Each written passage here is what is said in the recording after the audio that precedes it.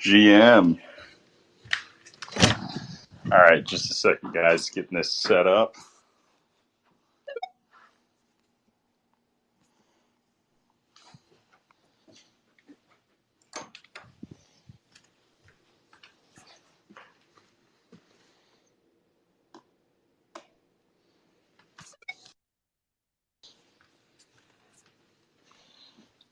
All right. Apologize for the delay again. I don't think that it would be a Friday Wonky weekly space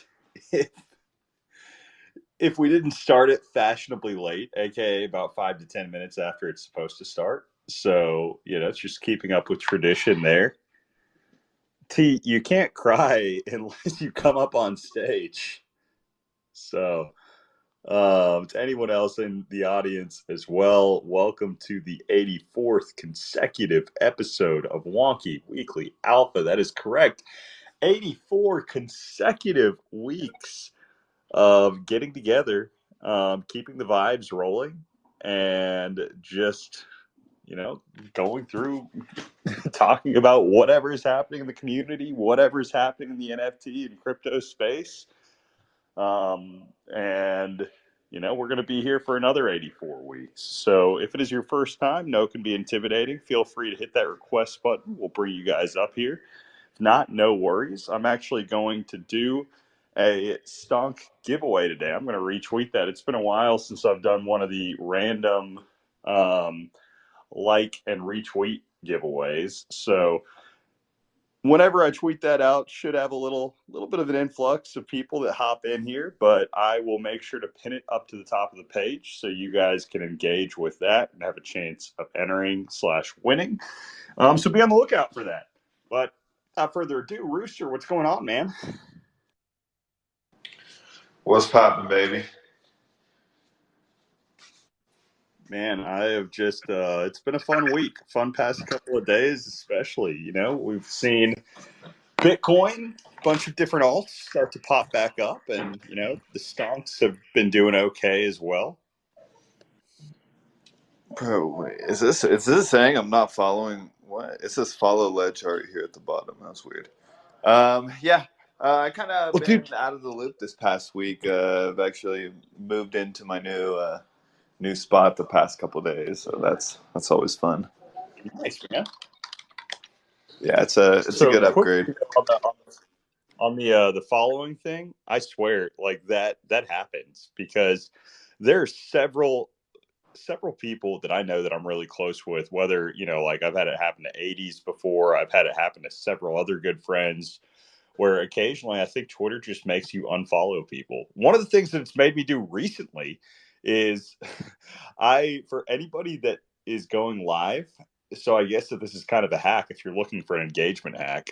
I'm not sure if anybody else is dealing with this, but Easy Eats is one person, for instance, but there are several others. Whenever they go live, I get notifications turned on instantly, and I cannot turn them off. I've been able to figure out how. Every time I click them off, Twitter automatically turns them back on for me. So, but yeah, anyway, so I've had exactly what you just said happen to me plenty of times.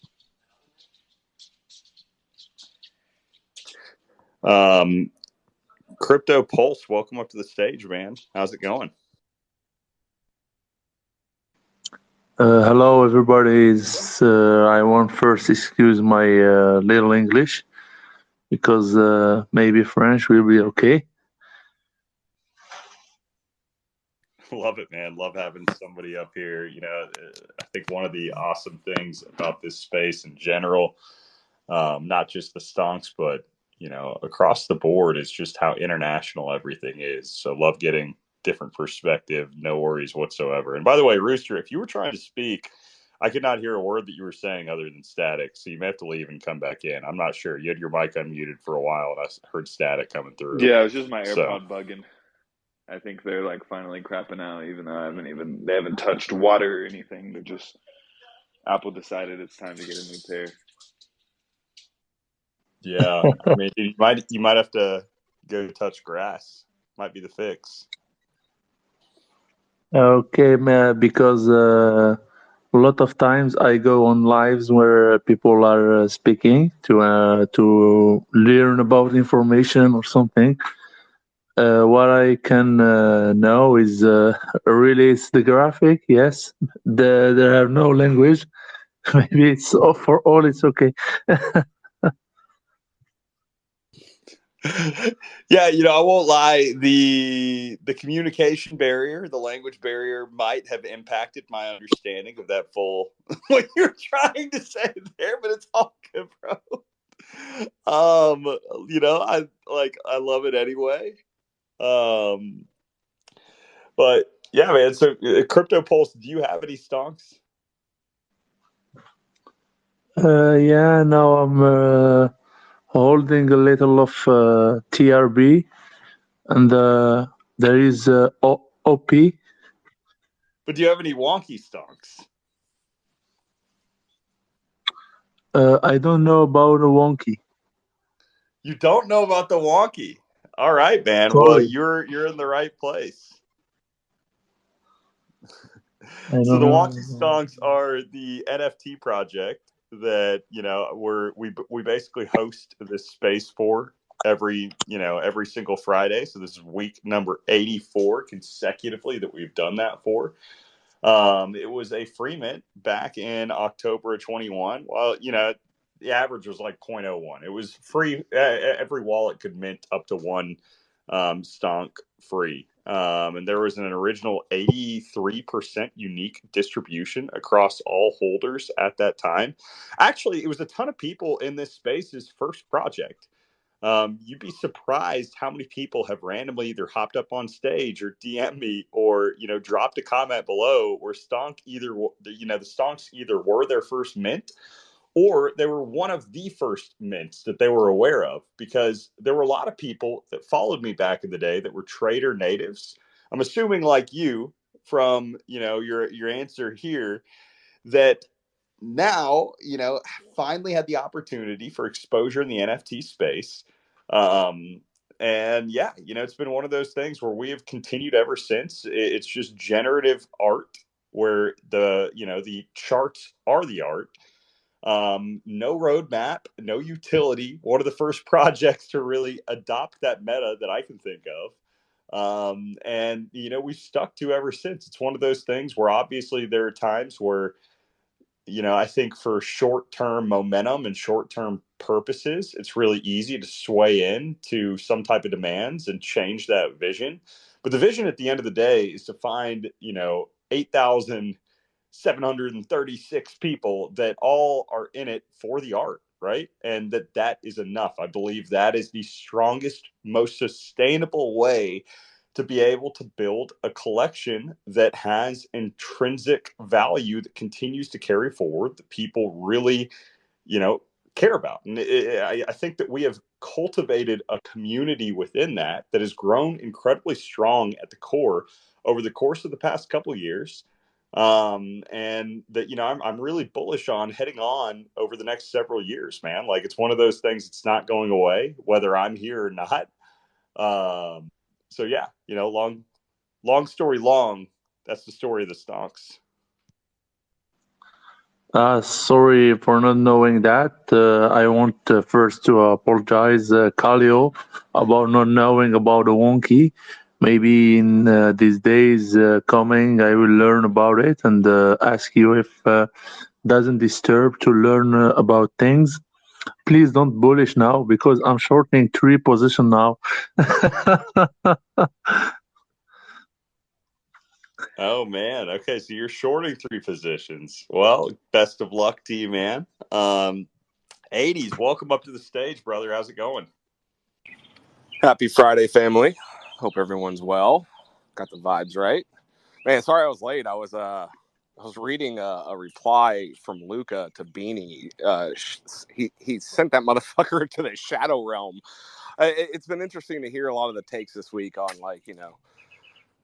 the pudgy's just going out to distribution with retail, and it's fascinating to get all the hot takes this week. I see it as a big plus for community building, and you don't have to have like a massive NFT like the Pudgies to build a big community. We've been here for 2 years now, just on vibes alone, and we are stronger than 99% of the motherfuckers out there. So I'm having a good day, just reminiscing about our 2 years together as a family, and it's absolutely a blessing and a joy.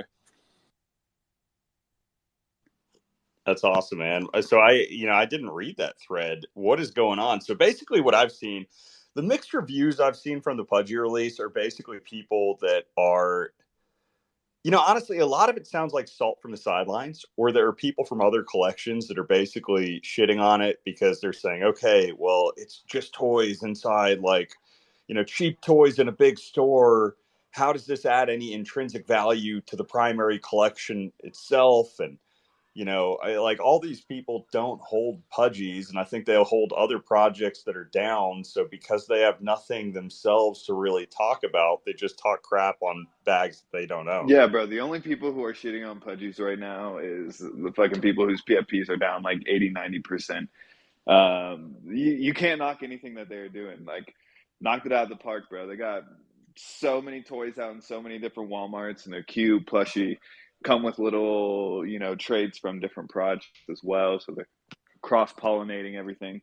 They fucking knocked it out of the park, and no one can shit on them and be like 100% for real. So 80s, what did the Beanie Drama say in it? I haven't read it yet. His argument was basically like, this is a luxury item and you're cheapening it with throwing it into Walmart. And, it's the classic, I got an ape or whatever, I'm better than the world type of mentality. So it's just such a dumb mentality. It's just salt. Too. It's just salt. That's all it is. Like Rooster nailed it, Well, what I think is beautiful about it is I think so many people are missing the point. I don't think that this is targeted toward the NFT community at all, right? Like there are a lot of people in the NFT community that are like, oh man, why would you sell an $8 item to whatever like it's not targeted at the NFT community. This is about bridging outside of Web3 and NFTs and getting exposure and revenue from a completely different stream and building a brand that, I think they are adding some collectible elements to this as well. They're adding an element to where, it can bridge people over to Web3 via the QR code in the Pudgy world. There are a lot of cool things that are coming from this, but it's not really targeted at the people that are on Twitter. Well, we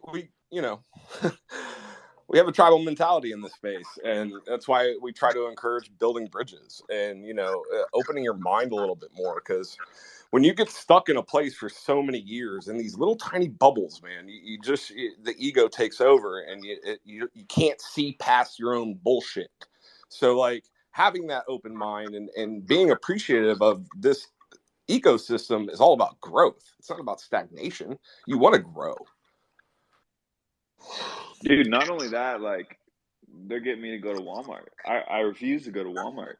I haven't gone and got a little Pudgy toy yet. I'll probably definitely get one for my dog, bro. But yeah, I refuse to go to Walmart, and they'll actually like get me in the stores of that corporation. So like, honestly, that's a solid move, I'd say. They got the Belgium in Walmart. B-Way's down in the crowd. He had never been to one before. I think he's finally making his debut. That's incredible.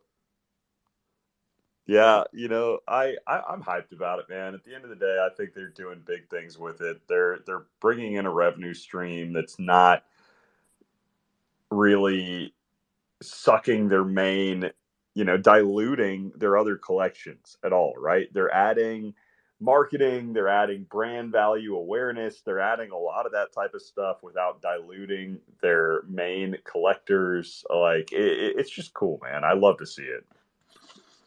Bro, yeah, it's literally like what seems to be, and I could be ignorant on a couple other projects, but it's literally like one of two projects that are bringing in revenue stream that's targeted outside of their holders. And coincidentally enough, both of those projects were actually have been purchased and acquired by the current founder rather than launching. So yeah, I think it brings like a whole new perspective in when it comes to adding revenue streams. When you got people like Azuki milking their, own community for like what, $40 million was it? And they're doing great.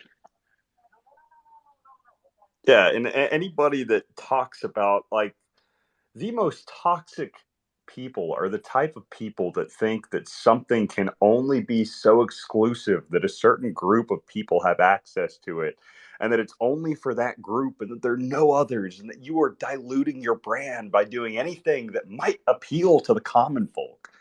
It just is absolutely disgusting, especially coming somebody from Beanie who made his money by scamming and rugging, large communities. It's just like that's disgusting to me. Also, it's not going to be exclusive if it doesn't have demand, right? Like, yeah. And then you can't create demand if you keep it in a tight circle jerk. So yeah, no, people just have the stupidest takes on this app, and it's almost amusing. Yeah. So I am curious though, like obviously this isn't the vertical for every single project, but what other project that you can think of has this type of potential for mass, and not just potential, but kind of the team behind it for mass market appeal, that will actually be able to deliver on it the way that the Pudgies have in the next year? Is there anything that you can think of off the bat, or do you think it's just going to have to be something fresh? Yeah, it starts with a P, baby. We pushing Pandas. P. I think Bags, what his drive is right now is exactly that, and I think he's shaking the tree, and I think it's well needed right now. Yeah, bro, but Bags and Luca are fucking killing the game right now when it comes to NFTs. I think a lot more projects should be, trying to imitate them and copy exactly, what they're doing, and then like in a different niche, right? You got Pudgies or G-rated. Pandas are like right in between, that perfect average between Pudgies and Miladies. I saw a Milady smoking meth on Twitter yesterday. What the fuck was that, bro? Yeah, when never get that degenerate. I'll actually refuse to own anything Milady related. And quick sidebar too, the ugliest fucking NFTs that I've ever seen in my life are those Milady seal things. Oh my god, those are fucking horrible looking. The Milady seals, dude. Was that the big drama? Because I saw Miladies have absolutely tanked over the course of the past few weeks. I mean, there's still a 2 ETH, which is decent, right? But I think they hit up to like 5-6 ETH, right? So was there any drama outside of like the meth smoking that nuked them? No, that's not even. No, that was just yesterday. That didn't even get a lot of engagement.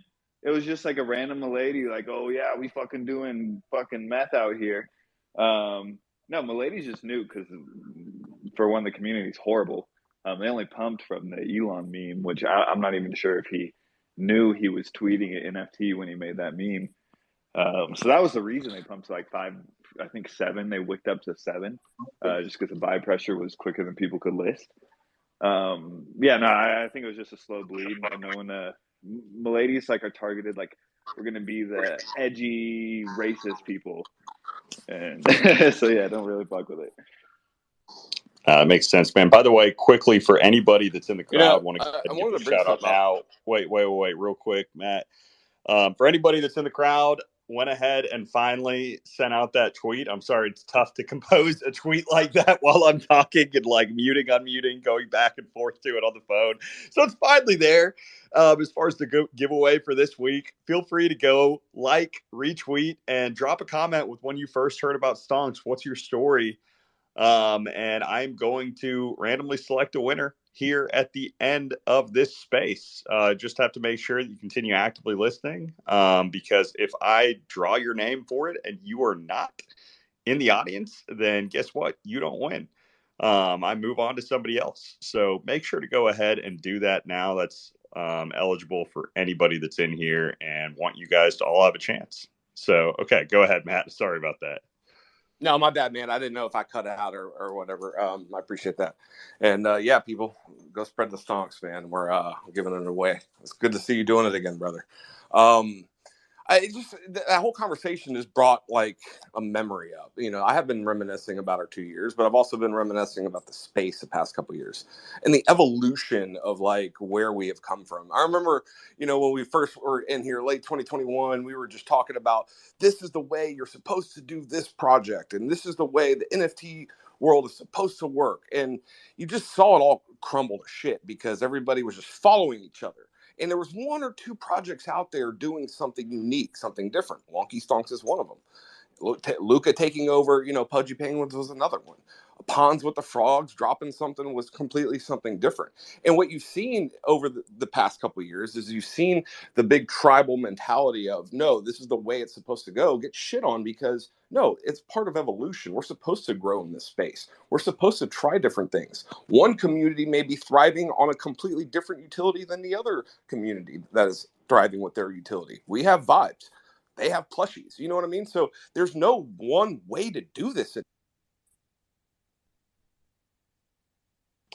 Yeah, I think that's it, man. There's not a single way to be able to drive success in this, right? If everybody tries to follow the exact same path, then nobody is going to have a successful end, right? Like you're going to have a couple people to do, but there are different niches that I think that it's important to just understand what your strengths are and lean into that, right? You can't make every single person happy. And as long as you do try to make everybody happy, guess what? You're going to do a lot of things, but you're not going to do any of them well. Eddie, welcome back to the stage, my man. How is it going? Yo, what's up, man? Good to see you. Some of my favorite spaces. Love these things. Yeah. So I guess I'll do my part. Bring some at least thoughts or alpha. One, and this is a Milady's. This is a two-part thing, and it's interconnected. You'll see how. The Milady's point. One, I will say the Elon retrace had already happened. Like they started at around 3 or 4ish, went up to like mid 7s on the Elon tweet. It retraced down to like 2.5 or like 2.8, something like that in that range. And then they pumped after that up to around 4. And that was off of shitcoins and just like general increase of respect and appreciation. So I will say like the Elon retrace already happened. And what had happened was they pumped off of actual increase of like respect for their. Ramène-moi la bouteille d'eau. What? What? Non, laisse pas là-bas. Là-bas, c'est pas méchant pour. Il faut la mettre. Definitely do. He, I he 100% Sorry about that. Go ahead. You're good. No, but so like that had already happened. So all that to say, the recent price increase was a result of like shitcoin meta and people actually liking them. Then they plummeted, but the reason why they plummeted, from what I've gathered and just my feel of the situation, to be clear, is less of a retrace and less of a natural, pull down, and more of a, oh fuck, the Miladies are just normal. Like they're not anything special. And that's because this whole lawsuit situation has taken away this like mystique veil of what you'd call like a highbrow art collective for internet degenerates, basically. And that mystique has been vaporized. And now it's just like some corporate entity where there's just infighting that seems petty and stupid, and it's boring. Like that's the reason why it's lost a lot of value, and that's more of a cultural shattering rather than like rather than just like a technical price adjustment. So that's kind of how I'm feeling there. And what I will say is that this ties into my second point. Like I made a video about this recently, and the Pudgies shit on me for it, but they didn't realize that I was actually, being bullish on the Pudgies in saying this, because I don't know, low IQ individuals maybe, or just memes, and and like the whole point was there are very few NFTs left that have shown consistent strength and consistent ability to like not implode, right? So you have for a minute, it was actually Milady's, Pudgies, and maybe a few others.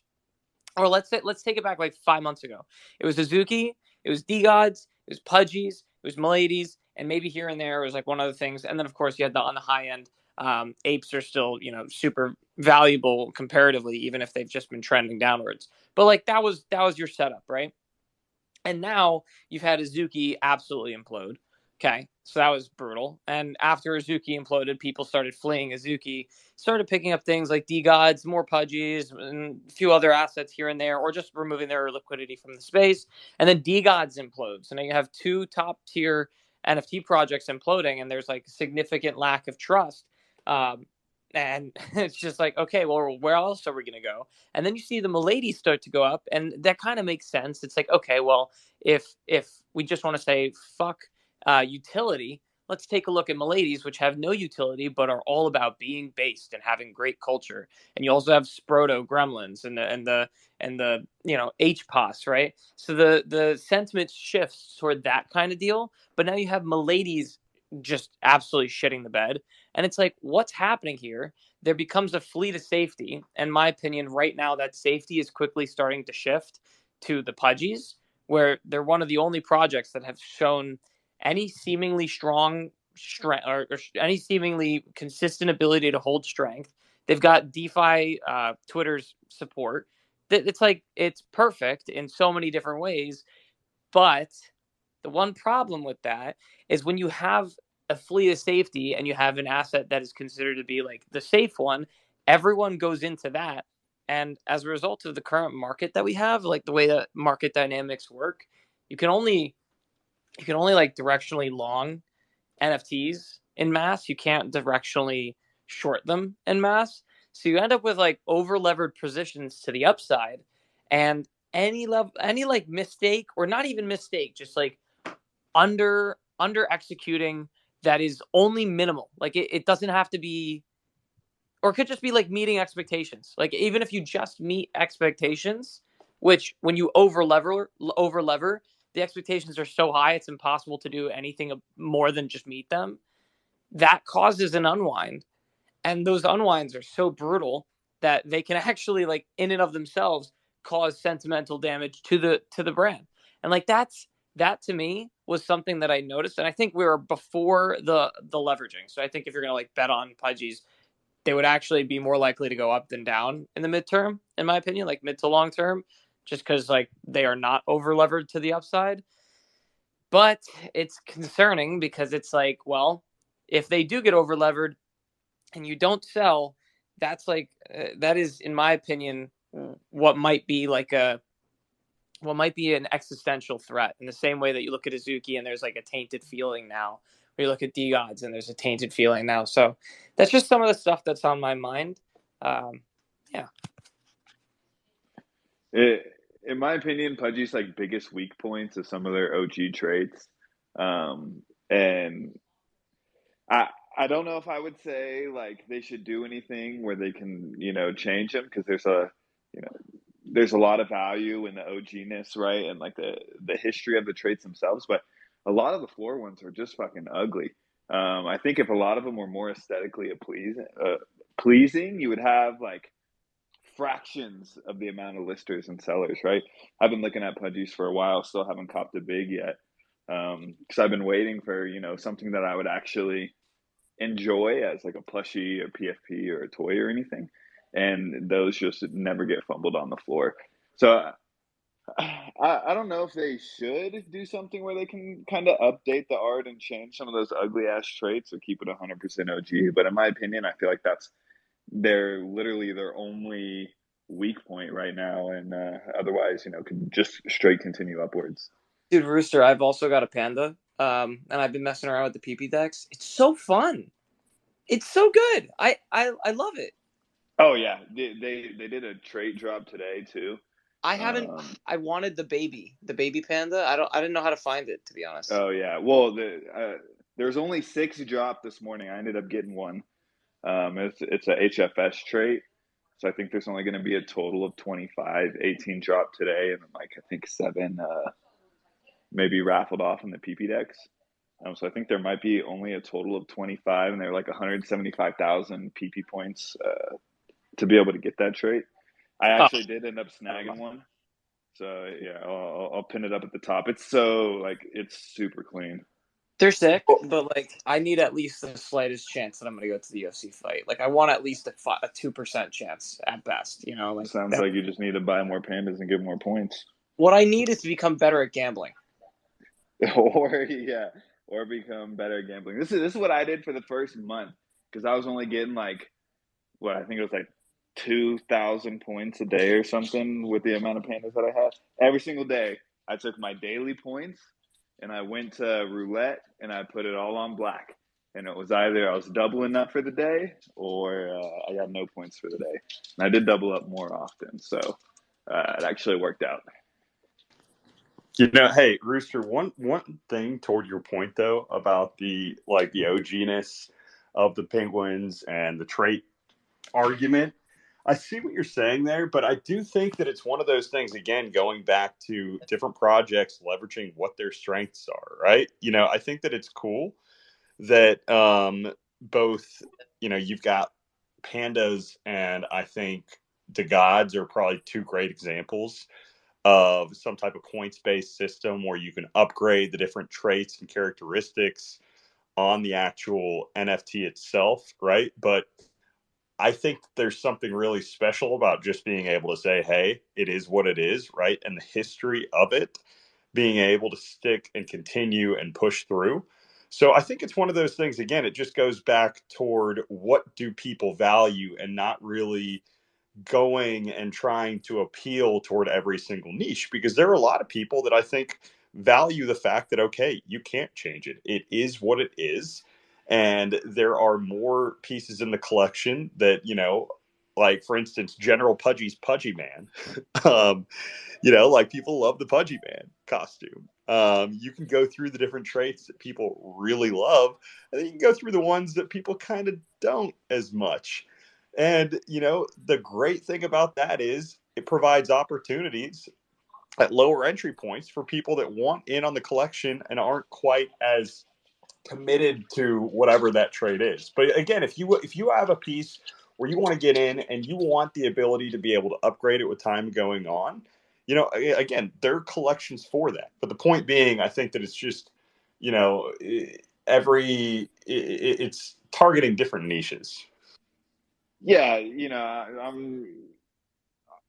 yes, I agree. My issue was, there have been a few times where I've been pretty close to pulling the trigger on a floor that, looked decent, except for it had a fucking party hat on its head and completely ruined the entire thing. And I was like, you know what? This penguin would be so fucking dope if I could fucking take the party hat off, or the green fish. Yeah, some of them are just god awful. And I understand Luca's Bro, not I the one love who the did the fish. art. I love the fish heads. No.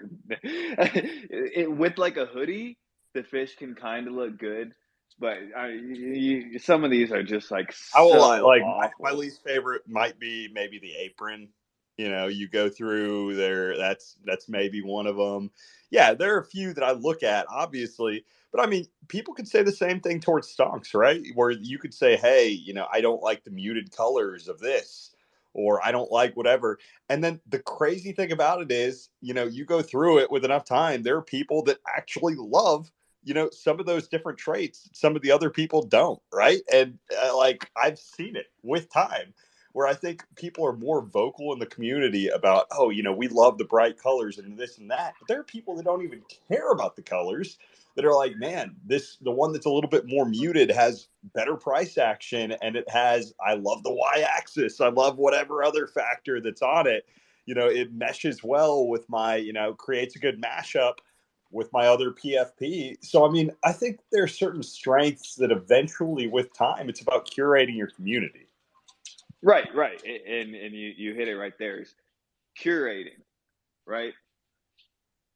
Somebody's favorite fucking Pokemon is Weedle. Doesn't mean it's not that's one the worst ones out there, bro. Right? Tell me you've met one person whose Weedle is their favorite Pokemon. That's no what way. I'm saying.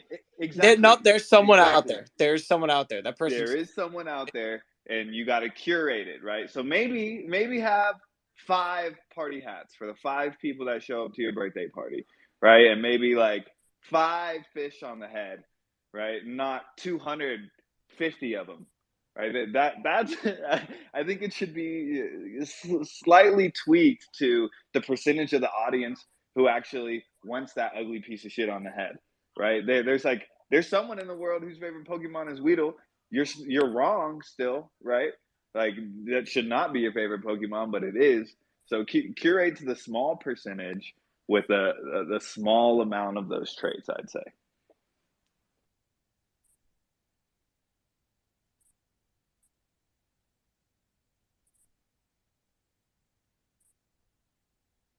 Okay, so we've Was also that like a got mic General drop? Pudgy up on stage. No, sorry, I was muted. General Pudgy, I want to hear your take on all of this because you requested as soon as all this was brought up. So I'm assuming that you have something you want to say. Yeah, GM guys. Sorry, I'm pretty sick, but I love talking, pudgies and pudgy traits. Sick of the bullshit, or I'm sorry. Do what? I said sick of the bullshit. Yeah, we're doing all right. But I love talking pudgy traits probably more than almost anything. I think it's always a great conversation. I think, and I love hearing about everyone's, different favorite traits because that's kind of one of the things is, like you were saying, like everyone's there. You always have those people that like like your favorite Pokemon. You're like, wait, that's your favorite Pokemon? And you hear it more often than not. Like it's weird. But I think like agreeing with you, Kaleo, about like it's almost like paying homage to the provenance of the 2021 OG collections. And I know in like Inner Igloos, like it's been brought up before, and I know Luca is not changing the meta data or any like upgrades or anything like that. But because I mean everyone in the community was like, "Don't touch my fucking penguin," and even the Rogs like they're like, "Don't touch my fucking Rog," like. And one of the things they were saying was, that's kind of why the in Pudgy World with the like, changing forever, those penguins you can customize however you want, and there are different projects with different niches that have those different trait upgrades and things like that. That's pretty cool. But I think one of the cool things I think in history, when you're speaking of provenance with the collections, is some of the imperfections of the 2021 OG collections of these like traits and things like that kind of, really just pay homage to that a lot more than some people give credit for. And there's kind of beauty in some of that ugliness. And there's also a lot of like, like you're saying, like a lot of the floor penguins, like I think when you, like I've seen, some whales sweep and that weren't in the collection early that, kind of just recently or the last like 6 months or so buy a bunch. And they're like, this is probably one of my favorite shopping experiences. By the way, you keep muting your mic, man. Oh, is it bad? You're putting your finger over it or something. But yeah, keep going. I'm sorry. No, you're good. Give me 1 second.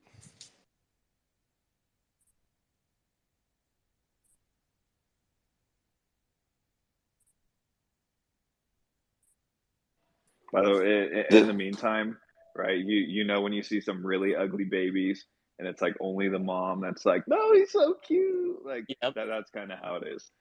Like like you may see some cuteness in the ugliness of your Pudgy, but that fucking party hat motherfucker is ugly as hell. So Dude, some people like the party. Bro, my grandma was the only honest person about babies. She told my mom all of her kids, aka myself included, were all the ugliest babies. But she also said the majority of babies were all very ugly. But, my mom's brother, aka my uncle, his daughter, she could not stop raving about how beautiful she was as a baby. And my mom was pissed about it till the day my grandma died. Sorry about that. Keep going, General Pudgy. Yeah, it's rare to find people that are honest about that stuff. No, doesn't always make you feel good. Better. Yeah, so like I'm interested because, for instance, the party hats, are definitely, in my opinion, also one of the maybe non prettiest traits to some people like them, but they also love my party hat. Yeah, people love them. Like, and let me speak from this perspective. The happy birthday gifts on Giphy have some of the most views on Giphy. It's one of the most universal IPs. Like I was saying about it before, like what if party hats are, maybe a 4 now, but one day everyone has a birthday, there's so much you could do from an IP perspective on birthday items and crap like that, that you could sell from, or that the Pudgy Penguins brand could build and sell with a party hat penguin. I mean, does that now not make it a 4 trait anymore and make it worth more? Like stuff like that. Like for instance, like I think a lot of the plushies that they made weren't necessarily quote unquote like super rare high priced penguins, like all of them, and some of them are selling really well that would otherwise be worth like floor quote unquote before the deals. And I think something like a party hat like is so universal towards everyone, in the masses, that could actually make a big difference in people wanting those, party hats and stuff like that.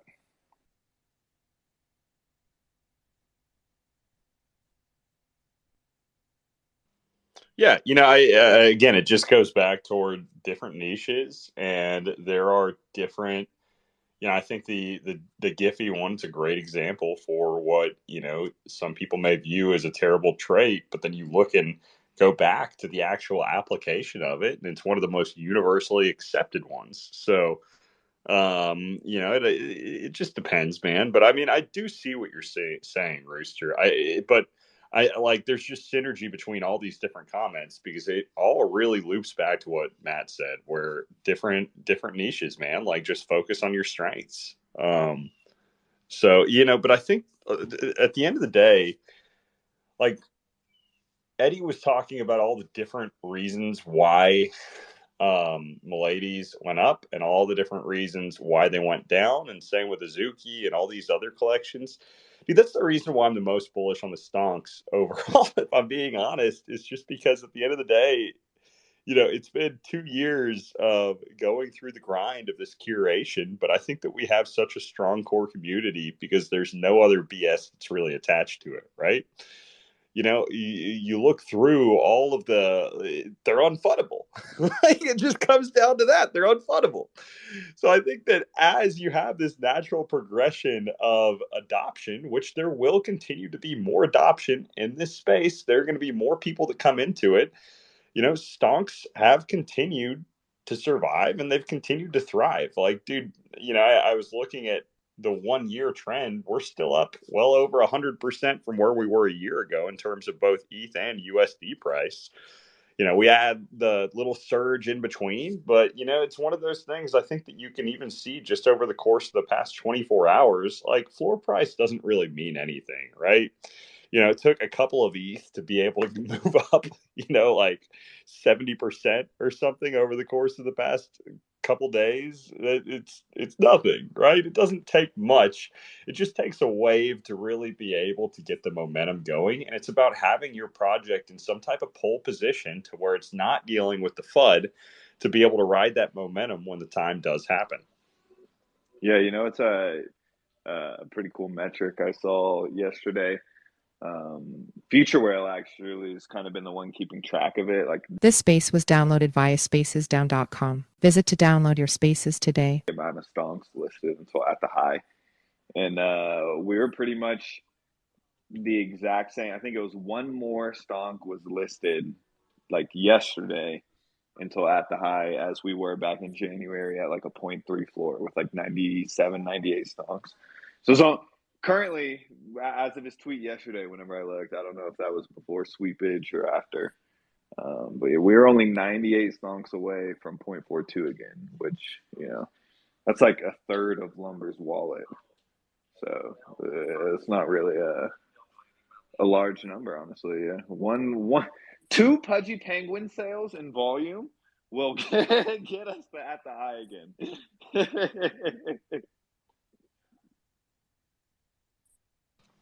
I mean, exactly, man. It's point being, it doesn't take much volume. And it's one of those things where I think you show consistent strength. And, it is about curating the community also throughout that process, because at the end of the day, that's what it is, right? You are curating a community of people that are in it for the art, in it for the vibes, and that see that longer term vision. And I really think, again, that is the strongest potential core that you can possibly have. They're unfuttable past that point, because if that is what the vision is, boom, it is achieved day one. And whenever it's art, I mean, typically people only grow more fond of art with time, right? So, I think it's one of those things again where it is just a matter of, the market is going to hit its stride soon enough with NFTs. We are going to see some type of bottom tick. We're going to see it move back up. I really think that the stonks have potential. They have history meets art meets culture meets all of the above. They're inevitable. Inevitable. What's going on, man? Bro, I'll say this every week. Stonks are in line with crypto total market cap. Like, you will see them move in a parallel, because when majority of people are losing money, they're like, oh, the chart's ugly as hell. All I ever do when I look at these is lose money. But when all they ever do is win money, i.e. bull market, right? They're like, oh my God, oh, fucking art connoisseur. This shit should be in the Louvre. This shit should be over here. Like, you'll see it line, like, literally in perfect parallels. Go ahead, Dustin. Yeah, hey, no worries. What's up, guys? Happy Friday, everyone. So just had a quick question for Kaleo. I should know this, and I just never really got the story. Can you tell us, like, kind of the inspiration behind why you chose stock charts as art, how you created them, what made you pick, the specific generative tools that you used? I'm really curious, kind of some of the history behind that. Yeah, so I mean, Hondo would be so Hondo's my buddy in real life, right? And we were talking at a buddy's bachelor party one time, and we were just talking through the space and all the developments going through, and had this idea where I was like, you know what, I think it'd be cool to be able to create an NFT collection, to be able to branch out and engage, basically kind of enter into that space, but also give back to my community at the same time. And he was in between jobs at that point. He had like another 3 months off before he was starting his next one. He had accepted a role. He just wanted, a little bit of extra time before he started it.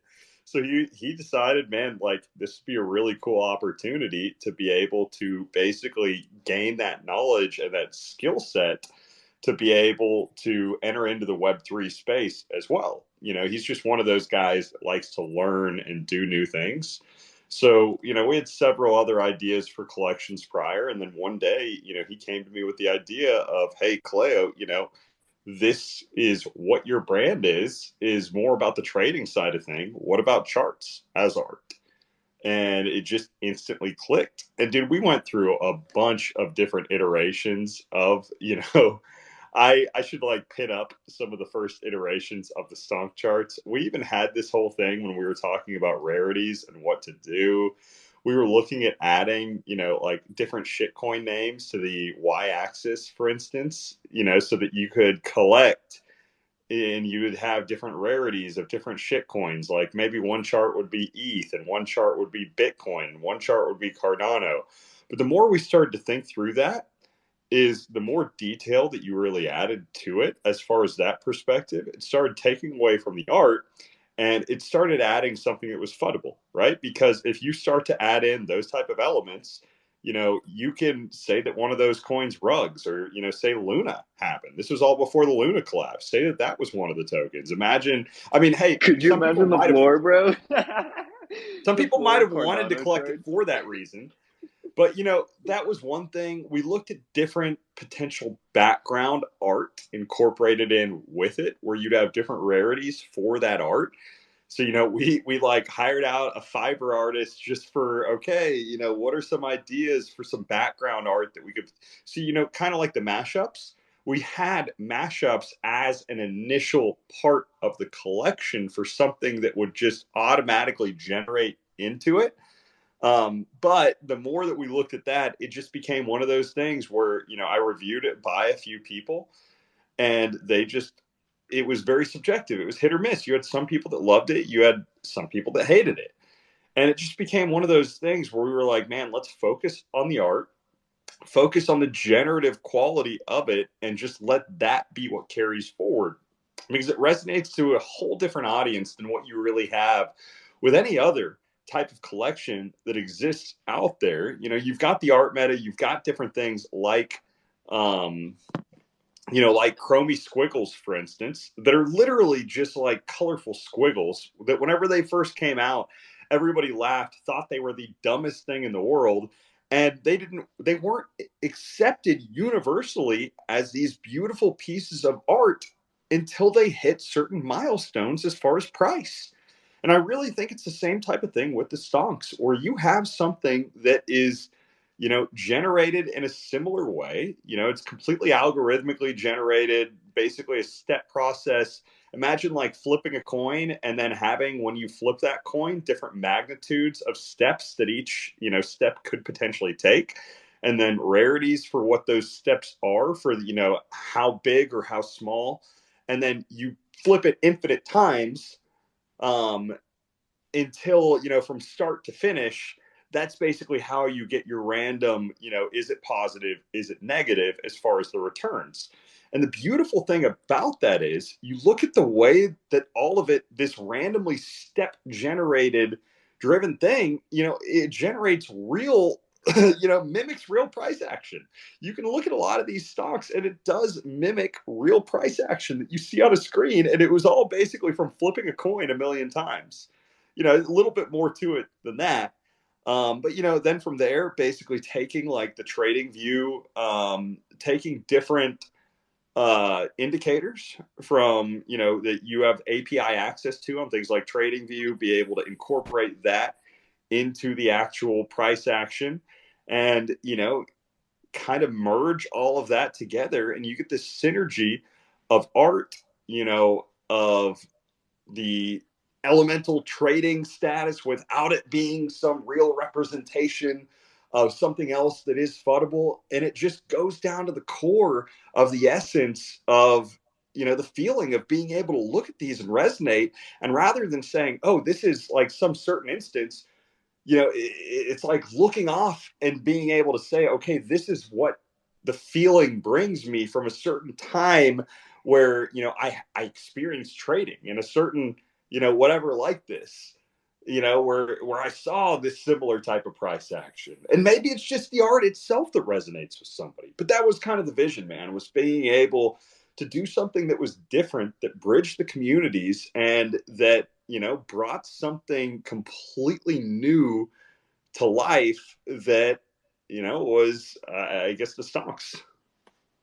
I've been meaning to ask you that forever. So thank you so much. That's such a cool answer. That gave me a lot to think about there. And I think one of my favorite things about the stonks is they are the perfect canvas for a mashup. I see all the stonk holders all have like really interesting mashups they've done where they find things that match the art that goes with the chart. And that's one of my favorite things to do is go, okay, I've got this stonk, it's moving with this price action.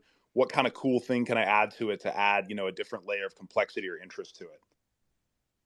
I think the timing of the drop too is like out of this world perfect because you had a lot of the top.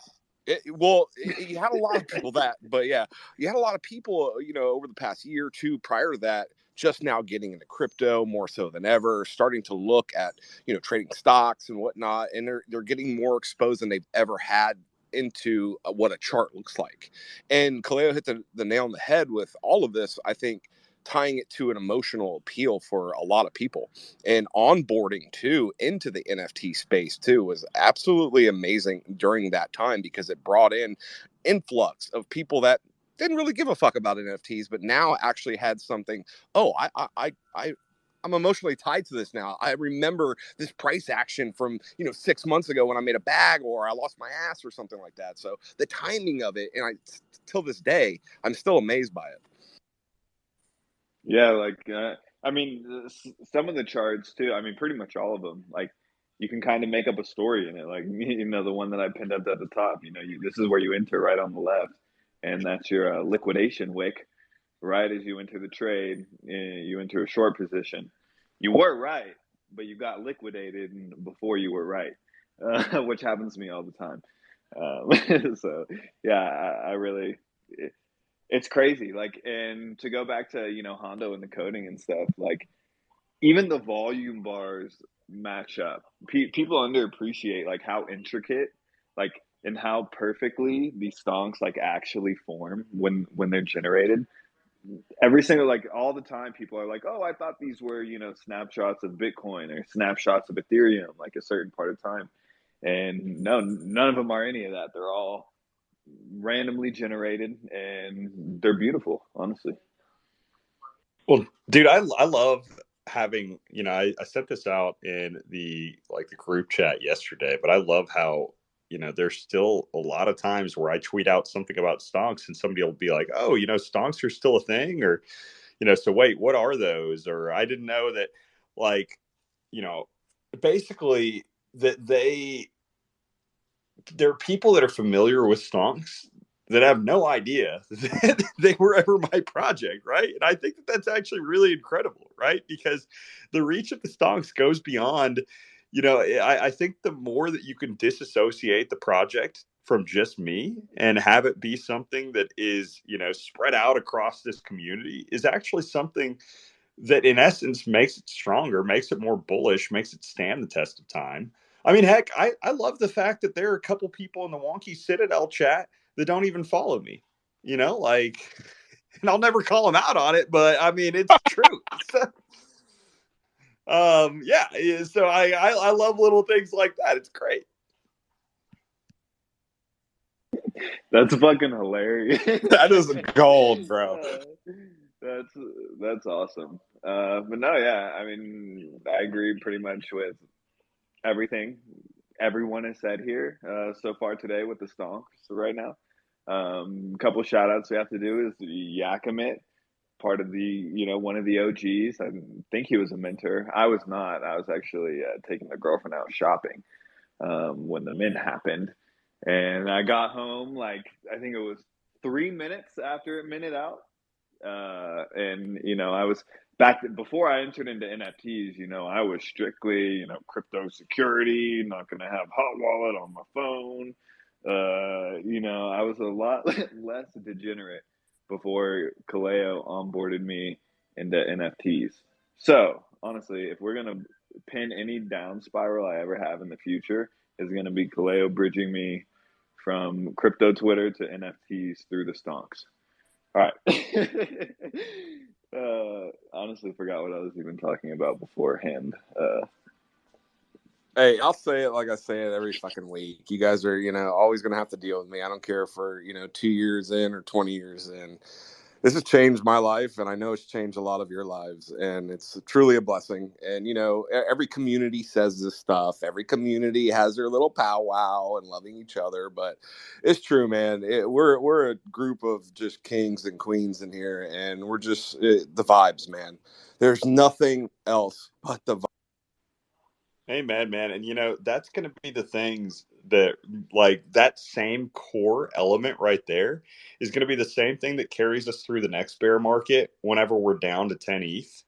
We're going to be sitting there and it'll be a struggle, right? There are going to be a lot of people that are completely tired, you know, just think that the project's dead and gone, but it'll be that same narrative that continues to propel us forward.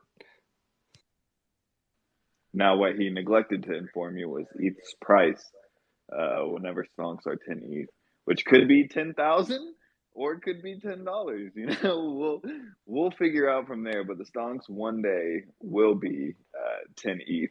And no, like, just on par with what y'all are talking about, you know, as far as like, you know, community, without trying to be cringy at all. Y'all remember how boring like trading used to be, or at least for me, it was mainly like us losing by myself, like a solo activity. You know, I had two other friends, like in real life friends that were into crypto. One wasn't really a trader; he was just more of like a make illegal money and put it into crypto and stack, and probably is able to retire now. Type of, type of buddy. He's actually the one who put me on to crypto. Way back in, like, I think it was 2016 is when he introduced me. But yeah, you used to be so boring, right? Like you had like an idea or something, and you're researching all these shit coins, trying to figure out like which shit coin's going to be the next like big thing. Like, oh, they're building layer 2 solutions. It used to be so damn boring. Like I've met I think probably 10, 15 or so people in the Stonks community, and many people in other communities as well through these meetups.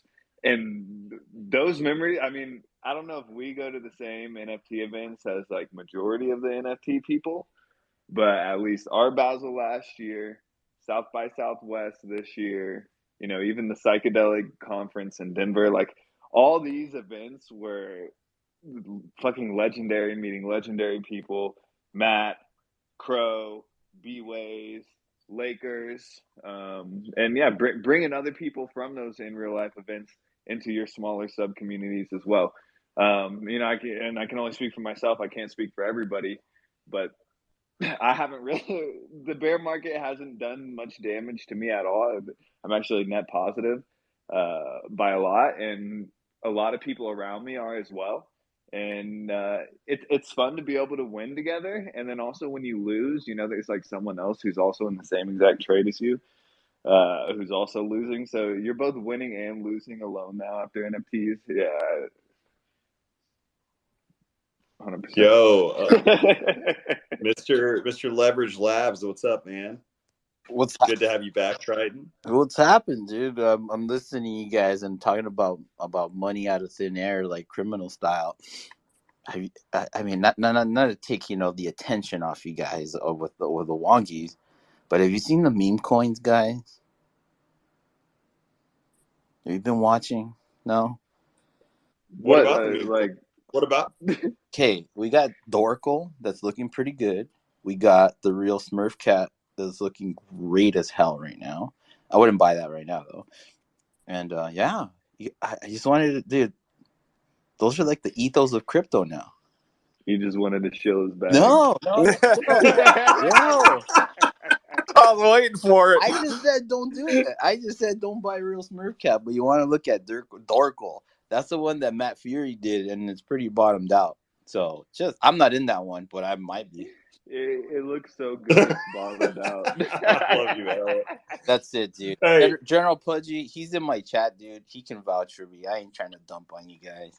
No, I know you're good, dude, man. It is funny. But like, it does speak to where we are too right now in the market, where again, you gotta have fun. You talk about what's interesting, and what's interesting right now. From the majority, you don't have these low market cap NFTs that are rallying and doing whatever multiples. That's just not the market sector that's hot at the moment, right? Like meme coins are.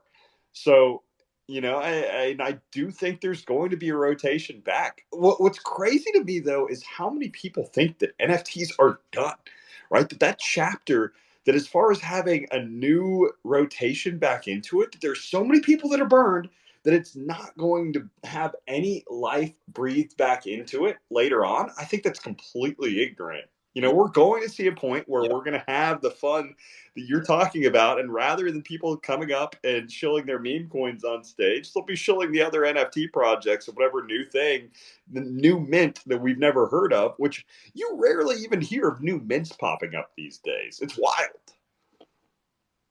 There used to be a new mint like every other hour. Yeah, well, because people realize like it's a lot harder to scam on them now. It's not like people are so hypercritical on NFTs and like if projects launch, do spaces before they launch, like they fucking get grilled now. They're like, back in the day, like the Spanish Inquisition over here. Literally, bro. Back in the day, as long as the art was like the previews, right? You only got to see like 3 or 4 previews. Nothing about the team. It was all anon, zero revenue model, right?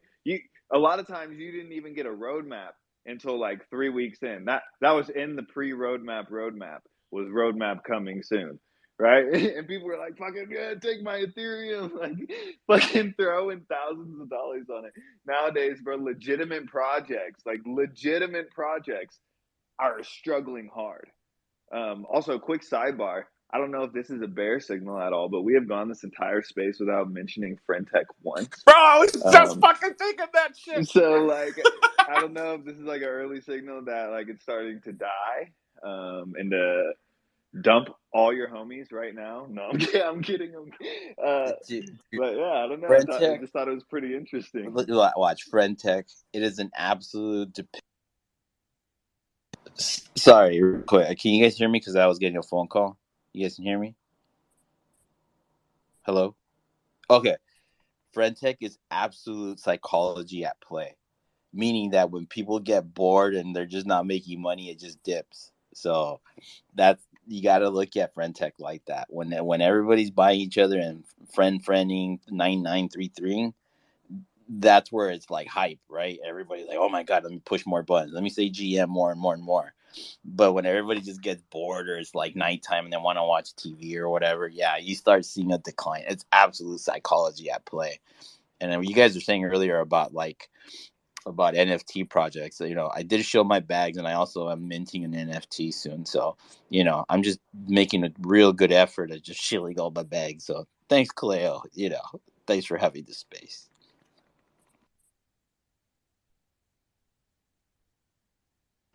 So the question is, Trey, how many stonks do you own? 3. Let's go. Okay, 3's key. Honestly, I'm not Pudgy, impressed. what's up, man? That's like 0.33 Ethereum right now. I'm not impressed. Step up your numbers. Oh, I was gonna say this is the first week on Frentech that you didn't really see a big post-point snapshot sell-off, actually, where like there's not really a big dip across the board this week compared to the previous 2 or 3 weeks that every time Thursday came around after the snapshot, people would dump. So I think actually it's at all-time high TVL right now. I think actually kind of, if they do the security updates with like 2FA Sorry, I and was just stuff. jumping on my keys. Matt, let's be real, bro. You own one key and it's your own. I'm just messing with you, man. I'm just messing with you. I did have to drop in your chat and say, bro, you might want to buy your own key. I have no idea what the fuck I was doing. All I know is I just made money on Rooster, B-Ways, and Magnus. So take profits. That's the one thing you've always ingrained in my brain, brother. So I'm listening. I love it, man. I love it. Okay, Jen, speaking of about the snapshot, do you know like how those metrics work? So I'm trying to refine my my bot strategy, and I'm wondering if there's a certain time I should just move all my funds over from my bot to my Rooster account and like 3 the homies, and then once the snapshot happens, then dump them all and move it back to my bot and continue to trade. I think you should 3 with a certain percentage of your portfolio and then use the rest continuously to trade with. It's kind of going to be the only way. But there's also like, that's kind of what I'm doing. It's like 50-50 right now.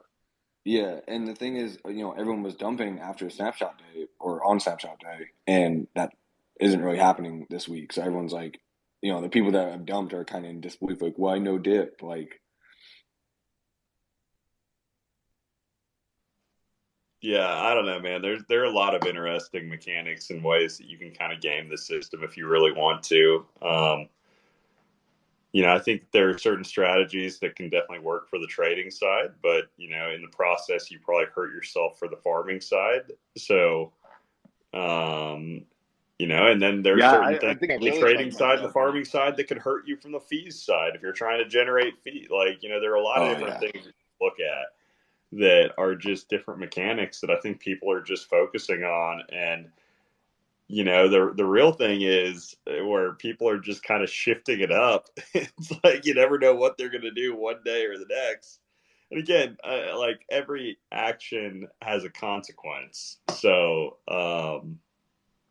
yeah, but I mean, that's kind of the fun of it. I posted something in the Jumbotron for you. The Jumbotron. There's a lot more intelligent people than I am out there in the world, and they speak on things that I have no idea speaking on. But X just announced yesterday that you can subscribe to somebody and you can now have a private DM conversation with your subscription service with, you know, a follower or whatever, or a subscriber. What's the difference of that in Frentech?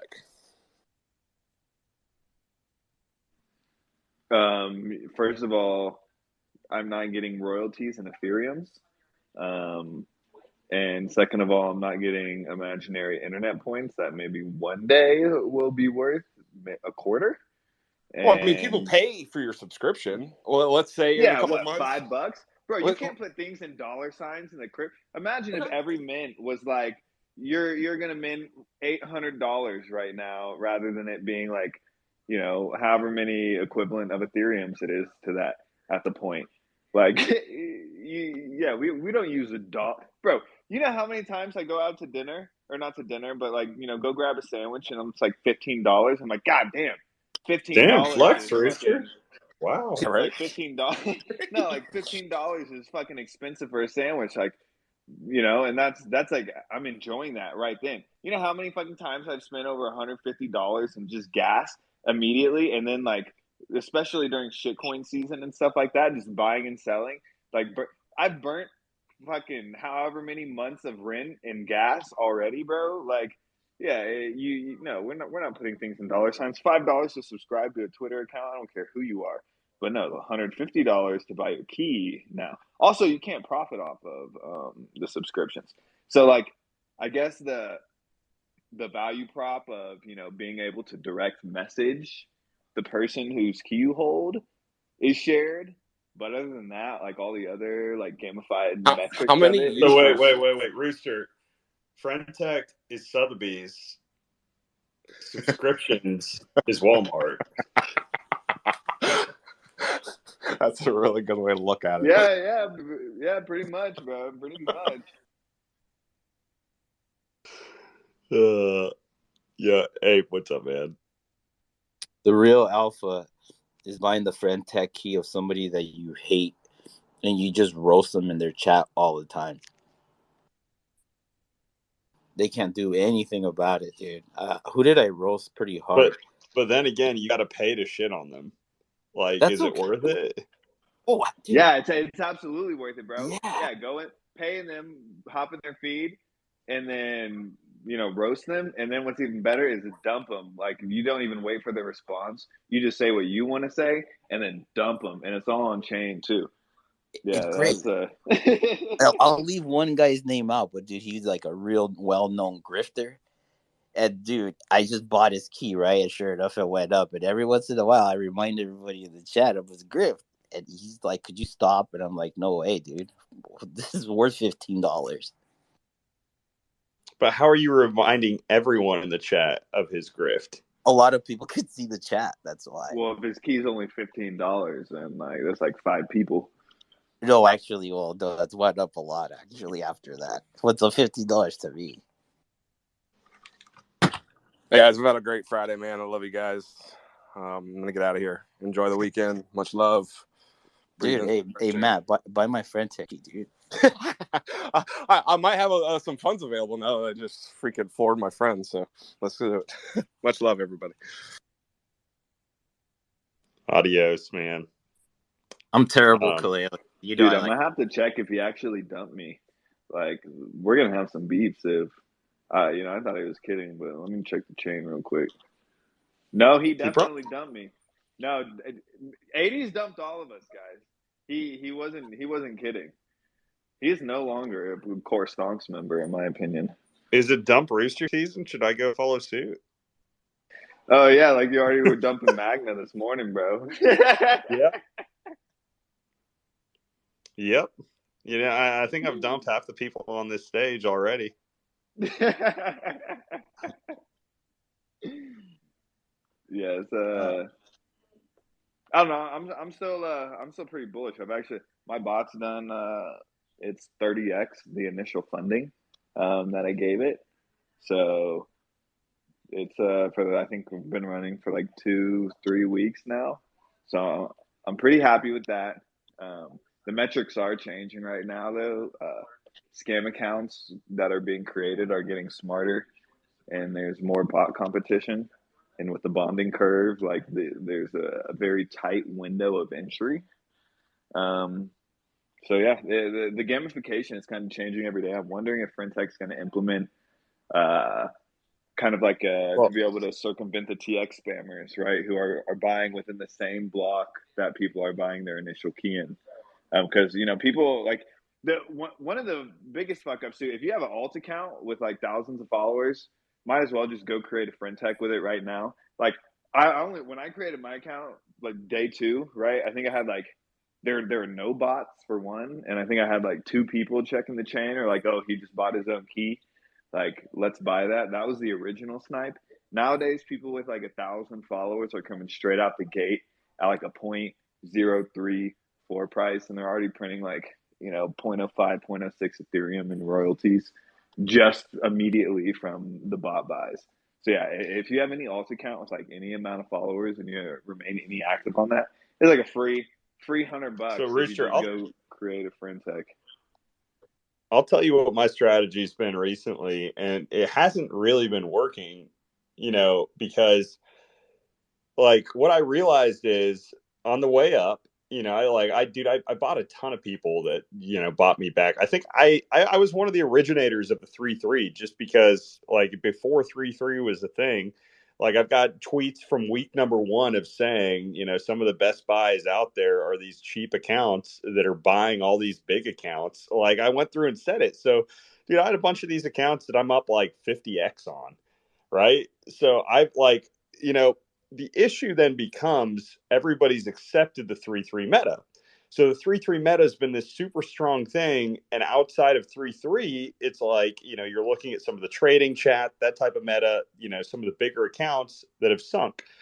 What my theory has been recently is I think that the 3-3 meta is going to be closer to a top and that you're going to see some type of a sellout because it becomes impossible to continue to 3-3, right? Everybody started buying my account and saying, hey, 3-3 Kaleo, and they're like already at an ETH. And I'm like, no, dude, I can't do that. So I just kind of got tired of it. And I've just been selling off a bunch of these keys I'm way up on because I realized the only way to then be able to start running it back up with fees, you can't continue to buy everybody on the way up whenever you're just getting fees, from buying because again, it's spread more thin. So you have to have people sell you off.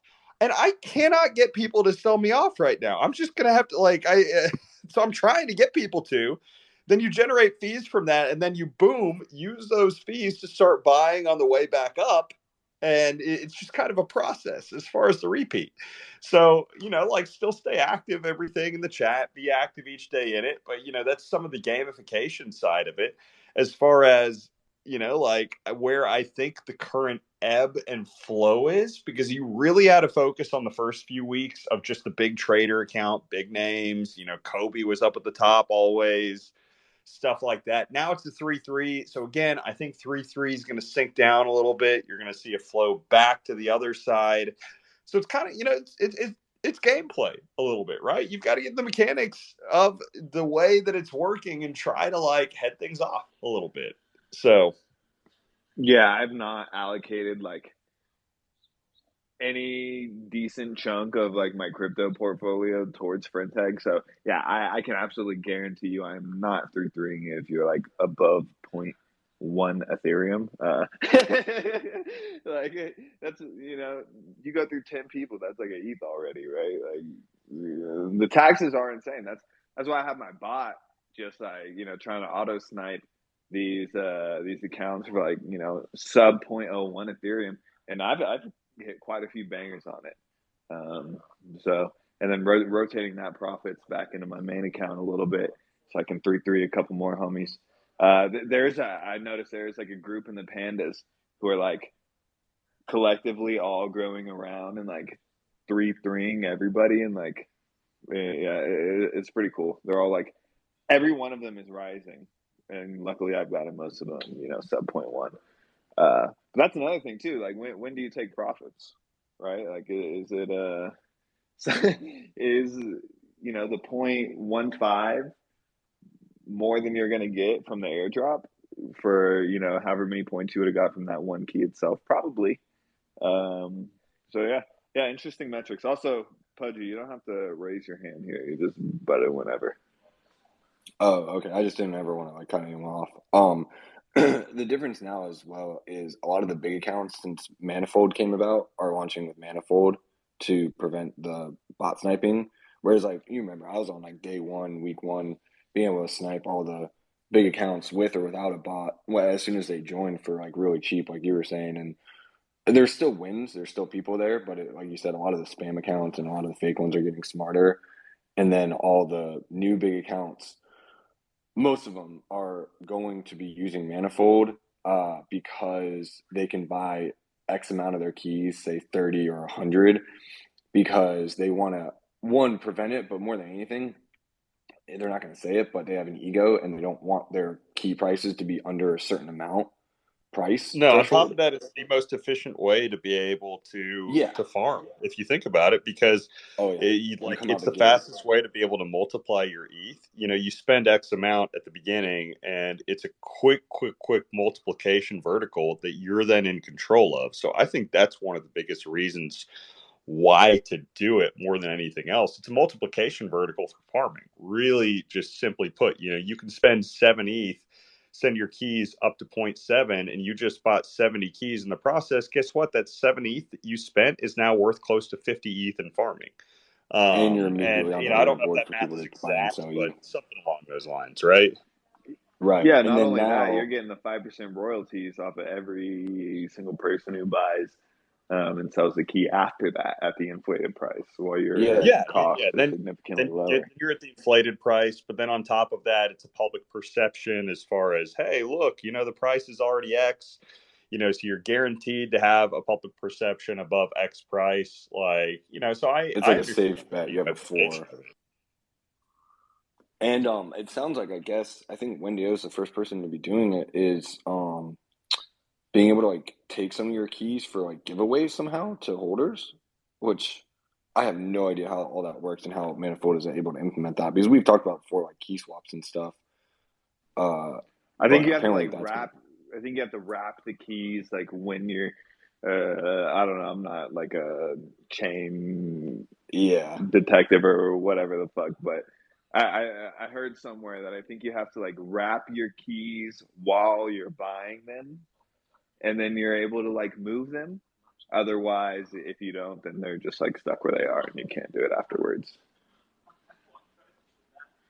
So like I think you can, like, if you wanted to buy like 2 of your own keys right now and like wrap it in the process, you can, like, I think either send them somewhere or burn them, but you can't wrap them post purchase. The ones that are cool are ones that are launching stuff and they're potentially kind of speculating toward like airdrops or pre-sale. So like there's a couple, like, I guess they're higher priced, but they're gonna be giving you like first users into beta users into like a new trading bot. So yeah, whenever people buy and sell that thing, it's like, well, it's good. It fluctuates from like 3 to 4 ETH. You just see your ETH value going up, and you're like, word. So yeah, there's value out there, but yeah, I won't show that bad because I don't want anybody knowing about it. All right, Rooster, you got your friend tech talk in. Yeah, honestly, I wasn't even trying to. I was just trying to make an observation that, I didn't know if could be seen as like an early bear flag. That, you know, we had just gone the entire space without talking about it yet. Bro, I still just think the most it's beautiful thing though is Matt just dumping everybody live on space. Like, I freaking love it. And then going to the friend tech chain and then seeing everybody reciprocating that immediately on him, like, it's beautiful, man. I freaking love it. Like, that's the thing about it. You have to have like thick skin with it, because at the end of the day, dude, it's just like, it's all a game on there, right? I don't think it's anything more than a game. You know, you can't get pissed off and get personal about whatever. Like, it is what it is, right? Dude, yeah, honestly, and I welcome the trading activity, even though I'm rocking like, 0.04 key price, right? I'm still 5% in every trade, bro. You can buy and sell me as many times as you want. In fact, you can do it 100 times. I don't feel no ways about it. If you want to buy someone just to dump them, come to Rooster's account. Buy and dump as much as you please. No, I'm only up 20x right now on my buys on your keys, so I need more than that. I tagged them in my meme in the Jumbotron.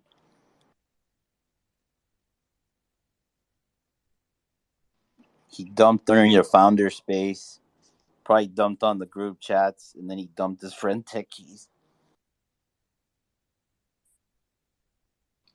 But anyway, man, it's been a fun week. I'm going to go ahead and wrap up. Got some things that I need to take care of around the casa. So it's love you, Khalil. It's been a fun week. Been able to, I again, here's my thing that I think the most beautiful thing about anything with the stonks this week. It all goes back to just how shitty of a metric floor price is. So if that's the thing that people are focusing on continuously for being able to survive any type of you're not going to be able to, right? There are a lot of other things that I think are more transcendent than that. It doesn't really take much for collections that have life to them to be able to move.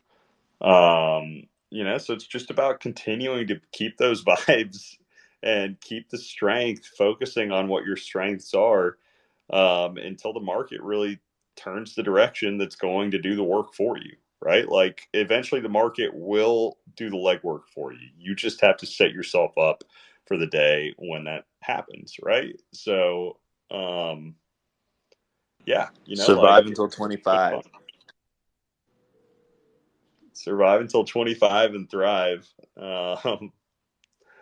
But yeah, man. So appreciate all of you guys coming on. Wonky stonks are inevitable. We'll be back. Well, actually, shoot, I've got a stonk to give away. You know what I'm going to do?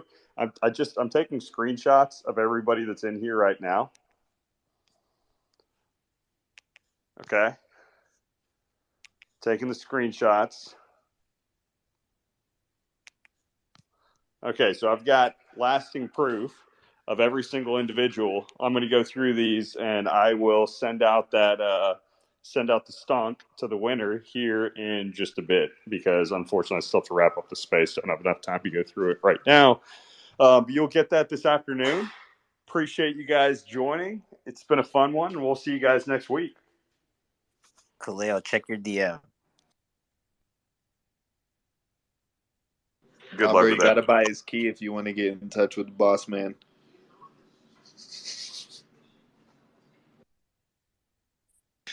Cheers. This space was downloaded via spacesdown.com. Visit to download your spaces today.